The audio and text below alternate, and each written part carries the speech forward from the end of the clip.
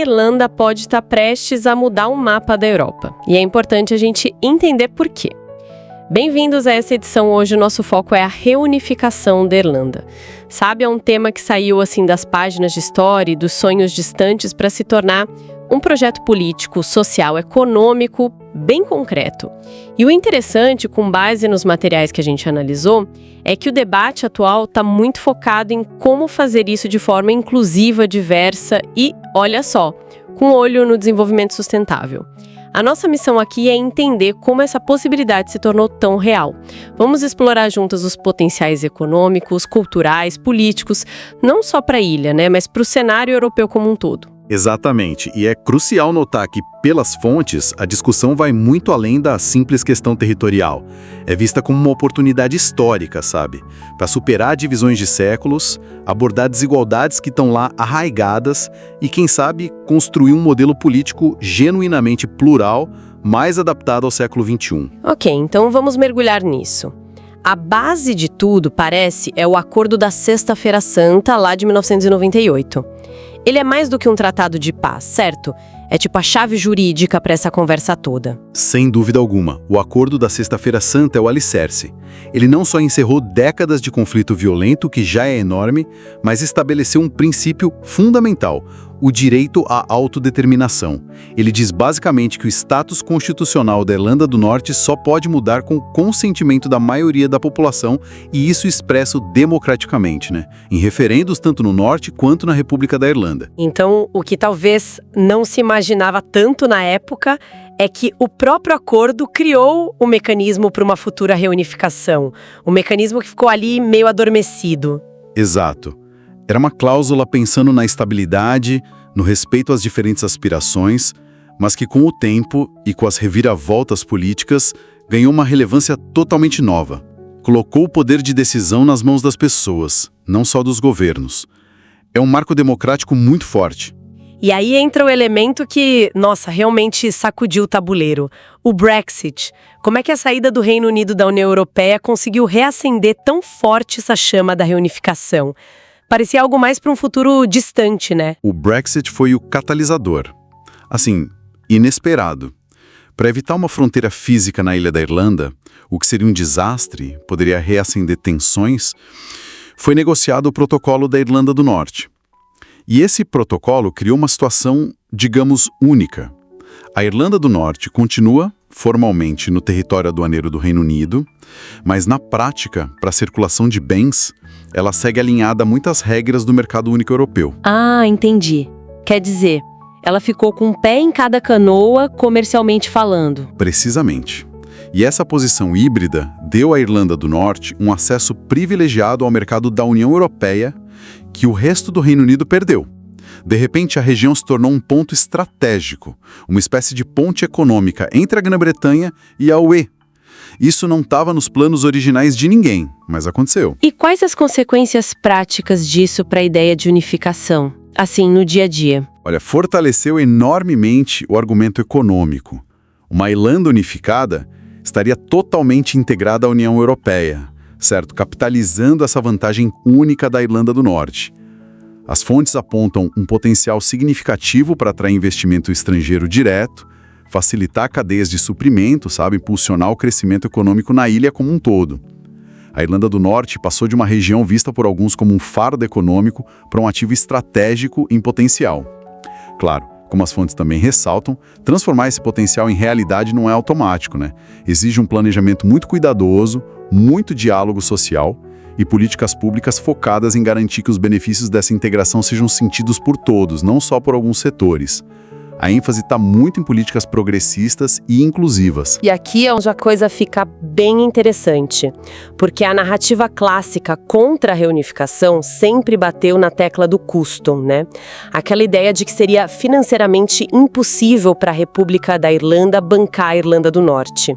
Mas os materiais que a gente tem aqui trazem números que, desafiam essa visão, Sim, e essa é uma das mudanças mais significativas no debate recente. As estimativas de custo variam, claro. Depende muito de qual modelo de unificação se imagina, quais custos entram na conta, saúde, previdência, infraestrutura, tudo isso. Algumas análises que saíram em jornais como The Times e o Irish News falam em valores anuais que podem ir de 2,5 bilhões a até, veja só, 22 bilhões de euros. São números altos, né? Assusta um pouco ouvir 22 bilhões, realmente. Com certeza. Mas aí entra a pesquisa mais aprofundada, como uma feita pela Dublin City University, em parceria com a Ulster University, que foi mencionada no The Journal. Eles fizeram uma modelagem econômica mais detalhada, sabe? O cálculo deles aponta para um impacto fiscal líquido, ou seja, o custo extra para o governo unificado, de cerca de 3 bilhões de euros no primeiro ano. 3 bilhões, ainda é muito dinheiro, claro, mas bem diferente de 22. Exato. E o ponto crucial do estudo deles é a projeção a médio prazo. Eles estimam que, com o crescimento econômico que seria impulsionado pela unificação e por políticas adequadas, a economia unificada poderia atingir um ponto de equilíbrio fiscal sem custo líquido adicional num período de 8 a 9 anos. Então, a conversa muda completamente. Não é mais, será que a Irlanda consegue pagar? Mas sim, como a gente gerencia esse investimento inicial, que pode se pagar em menos de uma década, para colher benefícios maiores depois. É uma perspectiva bem diferente. Muda totalmente o enquadramento. Os custos são reais, precisam ser planejados com muita seriedade, exigem políticas de justiça distributiva, de equidade regional, para não criar novas desigualdades. Mas a ideia de que é um obstáculo financeiro intransponível, isso parece não se sustentar diante das análises mais recentes. É um desafio gerenciável, assim. Faz todo sentido. Mas, bom, saindo um pouco da economia e entrando numa área talvez ainda mais complexa, as identidades. Como é que um projeto de reunificação que se quer progressivo, inclusivo, como mencionado nas fontes, lida com a diversidade de identidades na ilha? Especialmente a comunidade unionista, com sua ligação histórica, cultural, política fortíssima com o Reino Unido. O medo de perder direitos, de perder reconhecimento é muito real. Esse é um ponto absolutamente central e talvez o desafio mais delicado de todos. Qualquer modelo de Irlanda unificada só vai ter legitimidade e estabilidade se conseguir acomodar e proteger todas as identidades. As fontes são muito enfáticas quanto à necessidade de garantias constitucionais, assim, muito claras e robustas, especialmente para a comunidade unionista britânica. E a gente está falando de coisas bem concretas. Por exemplo, o direito de manter a cidadania britânica para todos os residentes da Irlanda do Norte que quiserem, mesmo depois da unificação. Isso seria vitalício. Outro ponto fundamental é o reconhecimento oficial e o fomento da língua escocesa do Ulster, o Ulster Scots, que é uma língua própria ligada ao escocês e uma parte vital da herança cultural unionista. Não pode ser ignorada de jeito nenhum. E além da cidadania e da língua, que mais entra nessa proteção? A representação política tem que ser proporcional e significativa nas novas instituições é crucial. Mecanismos que garantam que a voz unionista seja ouvida e tenha peso nas decisões. Além disso, proteção explícita de direitos de propriedade, liberdades individuais, símbolos culturais. A mensagem que perpassa as fontes é: a diversidade não pode ser vista como um problema a ser superado, sabe? Mas como uma característica a ser acomodada e celebrada na nova estrutura. Nenhuma identidade pode se sentir apagada ou ameaçada. Isso nos leva, então, à estrutura de governo. Como seria essa Irlanda unificada na prática, no dia a dia?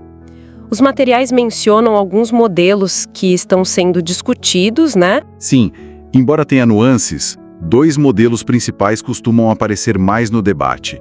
Um é o que chamam de modelo integrado. Basicamente, a Irlanda do Norte seria absorvida pela estrutura política e administrativa da República da Irlanda. As instituições atuais da Irlanda do Norte, elas seriam dissolvidas ou fundidas com as do Sul. Talvez com um período de transição, claro, mas o objetivo final seria uma integração completa. Entendi. E qual seria a alternativa a essa integração total? A alternativa é geralmente chamada de modelo devolvido ou devolucionário. Nesse cenário, mesmo sobre a soberania de Dublin, a Irlanda do Norte manteria um governo e uma assembleia próprios, com poderes bem significativos sobre assuntos internos, tipo saúde, educação, polícia local, por exemplo. Seria algo mais parecido, talvez, com a relação que a Escócia ou o País de Gales têm hoje com o governo central do Reino Unido. A ideia é preservar uma autonomia regional maior, o que poderia ser mais palatável para acomodar as diferentes tradições políticas e identitárias. Imagino que cada modelo tem as suas vantagens e desvantagens. Qual deles parece ter mais tração ou ser mais viável segundo as fontes? Olha, o ponto principal que as fontes levantam não é tanto qual modelo é melhor em abstrato, mas sim como essa escolha vai ser feita. A ênfase é total na necessidade de um processo profundamente participativo e transparente. Não pode ser uma decisão de cima para baixo, de jeito nenhum. Isso significa consultas públicas amplas, genuínas mesmo, envolvendo cidadãos comuns de todas as comunidades, sindicatos, setor empresarial, universidades, ONGs, líderes religiosos, comunitários. Fala-se muito na criação de assembleias de cidadãos ou formas permanentes de diálogo para debater cada aspecto, desde a economia até os símbolos nacionais, hino, bandeira, tudo. A reconstrução da confiança, num lugar com um histórico de tanta divisão, passa necessariamente por esse processo inclusivo. Só assim o resultado final, seja qual for o modelo, vai ter a legitimidade necessária para funcionar de verdade. Entendido, cobrimos bastante terreno, então, sobre o contexto histórico com o acordo da Sexta-feira Santa, o grande impacto do Brexit como catalisador. Desmistificamos um pouco essa questão dos custos e começamos a explorar a complexidade das identidades e os possíveis modelos de governo. Fica bem claro como a reunificação deixou de ser só uma aspiração para se tornar um projeto em debate ativo, né? Exato. Vimos como a base legal já existe há décadas. Como um evento externo, o Brexit mudou radicalmente o cálculo econômico e geopolítico. E como a análise dos custos está se tornando mais sofisticada, indicando que há um desafio administrável com planejamento. E claro, introduzimos a questão fundamental da proteção das identidades e dos modelos institucionais como peças-chave para qualquer avanço concreto. Cobrimos bastante terreno até aqui sobre o contexto e os impactos iniciais. Agora a gente vai para um rápido intervalo e já volta.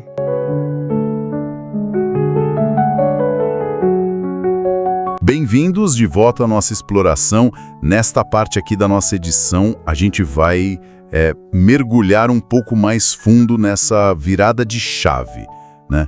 A mudança na narrativa sobre a reunificação irlandesa. Isso. O foco agora vai mais para os desdobramentos sociais, estratégicos, o que aconteceria, né? Exato. Vamos olhar as projeções de população, as questões de segurança pública, que são bem complexas, o desenho de políticas mais progressistas, como lidar com tanta cultura diferente junta, a integração dos sistemas essenciais, tipo saúde, educação e, claro, como é que uma Irlanda reunificada se encaixaria na Europa, né? Sim. Tudo isso, como sempre, com base no material que a gente recebeu para preparar essa edição. Exatamente. E o interessante nesse material todo é ver como o debate hoje vai muito além da questão do território ou de quem tem mais voto, né? As discussões agora estão girando mais em torno de inclusão, de valorizar a diversidade como um pilar mesmo, sabe? E construir um futuro sustentável, viável para a ilha toda. Parece que saiu do campo do sonho, né? Totalmente. O que antes parecia uma coisa distante, quase utópica, hoje está sendo tratado nesses documentos como um projeto político real, concreto, com implicações históricas gigantes sendo discutidas assim abertamente. E um ponto que saltou aos olhos nesses documentos são as tensões de identidade, né? Não tem como fugir disso. Sem dúvida. A história da ilha é complicada, né? Visões nacionalistas, visões unionistas. Como é que equilibra isso? Os desafios parecem enormes. Integrar culturas, memórias, línguas, sistemas políticos que seguiram caminhos diferentes. Sem dúvida, e os documentos, eles não fogem disso, não. Eles mencionam bastante as projeções demográficas, tem estudo indicando que talvez já em 2030 a população católica pode virar a maioria lá na Irlanda do Norte, mas E aqui tem um ponto crucial que vários especialistas nos materiais ressaltam, tem um alerta muito forte. Essa mudança nos números sozinha não garante nem que a reunificação aconteça automaticamente e muito menos que vá ser estável. Ah, claro. Não é só matemática. Exato. Achar que uma maioria simples resolve tudo seria, assim, ignorar toda a complexidade da coisa, né? E qual seria a chave, então, segundo essa visão que o material traz? O que eu achei fascinante na análise deles é a ênfase quase unânime na necessidade de construir acordos que sejam genuinamente inclusivos, baseados em consenso. A cooperação mútua, sabe? E não a simples imposição da vontade de uma maioria sobre uma minoria, seja qual for a minoria, isso é apontado como o único caminho viável. Entendi. Desenhar um futuro onde todo mundo se sinta parte. Exatamente. Ambas as tradições principais e também as novas comunidades, os imigrantes, todo mundo se sentir representado, seguro. Isso exige um esforço, assim, muito consciente de diálogo, de negociação. Essa necessidade de consenso de segurança mútua me leva direto para outra questão crítica que o material aborda bastante: segurança pública. Ah, sim. Esse tema é tratado com uma seriedade enorme, né? E com razão. O material menciona riscos específicos que preocupam os analistas. Sim. A segurança é, com certeza, um fator crítico e os documentos refletem isso com a gravidade necessária. Um dos especialistas citados, o Brendan O'Leary, que estuda muito conflito, ele alerta de forma bem direta.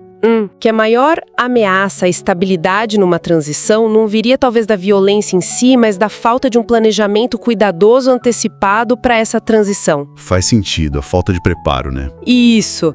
Existe uma preocupação muito real, está documentada nas fontes, com a possível reação violenta de grupos paramilitares lealistas que são radicalmente contra a unificação.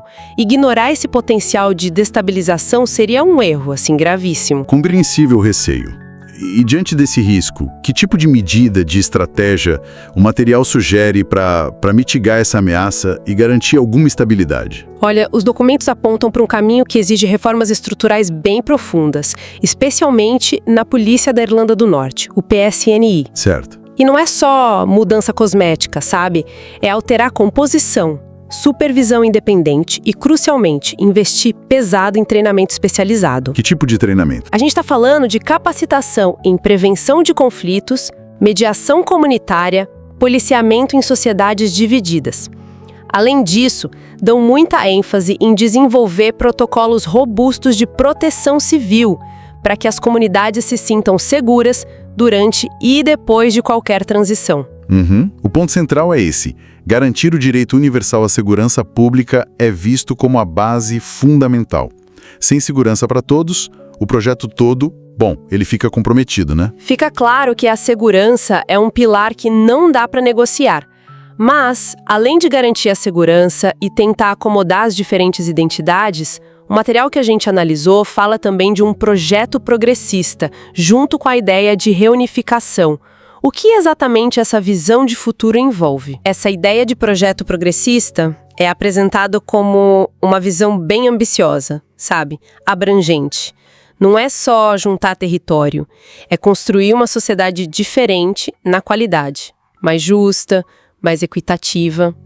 Isso se traduziria, segundo os documentos, em investimentos coordenados, grandes, em áreas-chave. Educação pública de qualidade para todos, gratuita, valorização explícita da diversidade cultural como algo positivo, um ativo social, não um problema. Certo. Serviços públicos eficientes, universais, especialmente na saúde. E talvez o mais importante, proteção rigorosa dos direitos humanos como o alicerce mesmo dessa nova configuração. Essa visão é inspiradora, mas pode soar um pouco abstrata. Os documentos dão exemplos mais concretos de como isso poderia acontecer na prática? Dão, sim, vários exemplos que ajudam a gente a visualizar. Um deles, bem simbólico e que aparece bastante nos textos, é o reconhecimento ativo da pluralidade de línguas na ilha. Ah, interessante. Como assim? Na prática, isso poderia ser, por exemplo, oferecer o ensino opcional da língua irlandesa, o Gaelic, em todas as escolas do território unificado. E, ao mesmo tempo, proteger e valorizar a língua escocesa do Ulster, o Ulster Scots, reconhecendo a importância cultural dela para a comunidade unionista protestante. Entendi. Não apagar as diferenças, mas abraçar? Exatamente. A ideia central é que a Nova Irlanda não tente impor uma identidade única, nem cultural nem linguística, mas que acolha essas diferenças como parte da sua riqueza. E além da linguagem, que tem esse peso simbólico todo, tem outros exemplos mais práticos? Outro ponto fundamental que detalham bastante é a integração dos sistemas de saúde e educação. A proposta que surge das análises não é simplesmente estender o modelo da República para o Norte ou ao contrário. Não é um copiar e colar. Não, pelo contrário. A sugestão que mais aparece é criar algo novo, buscando combinar os pontos fortes, as melhores práticas de cada sistema que já existe. O objetivo final seria até mais ambicioso. Que seria? Usar a reunificação como uma chance para transformar desigualdades históricas profundas que muitas vezes aparecem no acesso desigual à saúde, à educação de qualidade, em oportunidades reais de desenvolvimento humano e bem-estar para toda a população da ilha, independente de onde a pessoa nasceu ou mora. Essa abordagem de integrar, buscando o melhor dos dois mundos, digamos assim, parece bem mais construtiva do que uma simples anexação, né? Com certeza. Agora, pensando mais no quadro geral, como é que o cenário externo, principalmente o Brexit, que é um tema que aparece em tudo, né? Como ele influencia essa discussão toda sobre reunificação?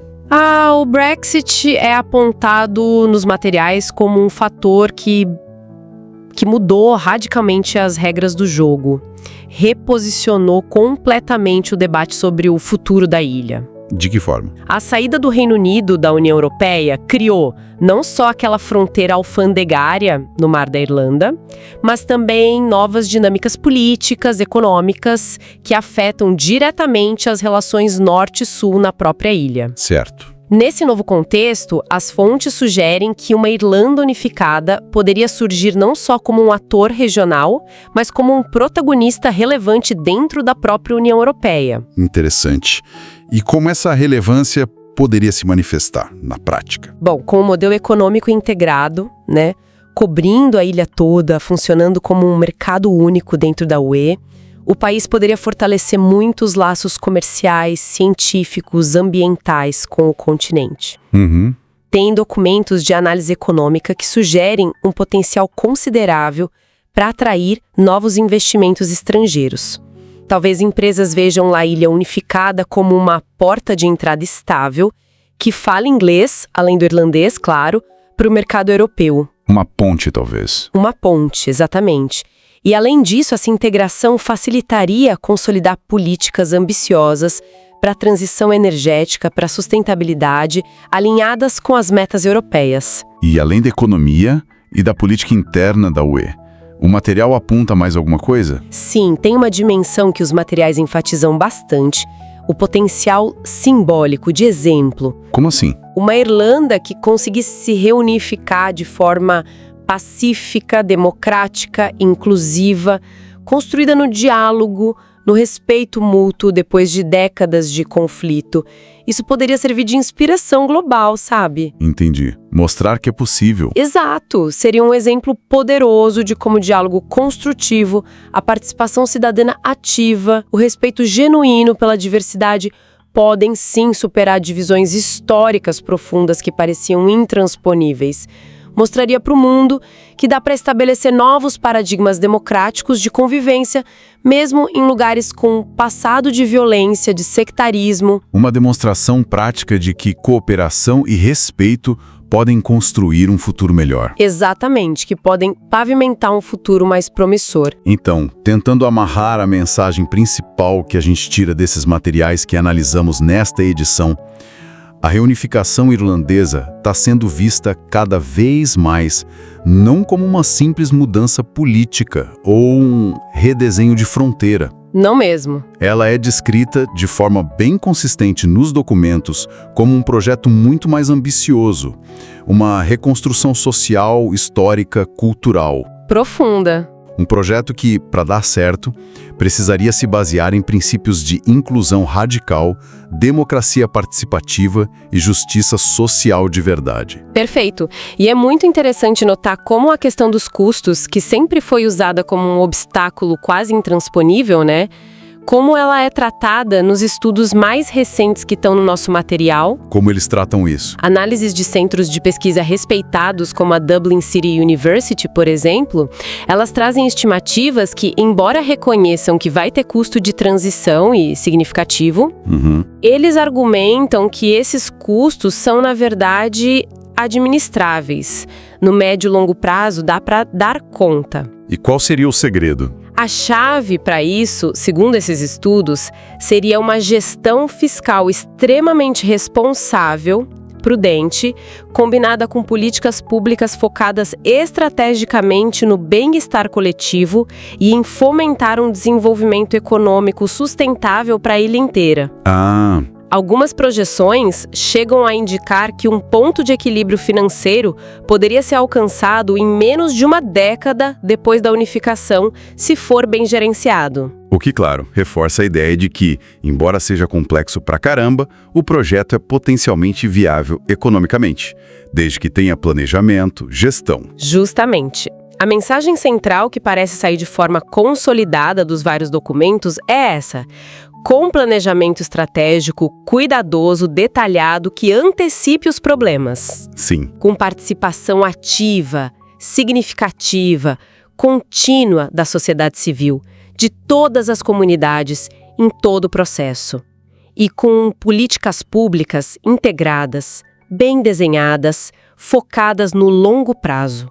O processo de reunificação pode ser não só viável, mas genuinamente bom para a maioria das pessoas na ilha. Certo. O preparo adequado, o investimento sério em diálogo intercultural, intercomunitário, a construção paciente de consensos, tudo isso poderia de fato transformar o caminho para uma Irlanda unificada numa referência mundial. Uma referência de uma sociedade capaz de não só superar divisões históricas profundas, dolorosas. Sim, e talvez ainda mais importante, uma sociedade capaz de integrar múltiplas culturas, identidades, tradições de forma respeitosa, construtiva.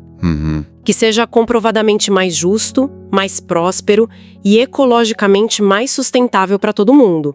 Ao colocar direitos humanos universais, respeito pela diversidade, princípios democráticos participativos no centro do debate e principalmente das futuras instituições. Certo. A Irlanda não estaria só se reunificando no mapa, estaria potencialmente inaugurando um novo e inspirador paradigma de convivência, de cooperação, de reconciliação para o século XXI. Uau!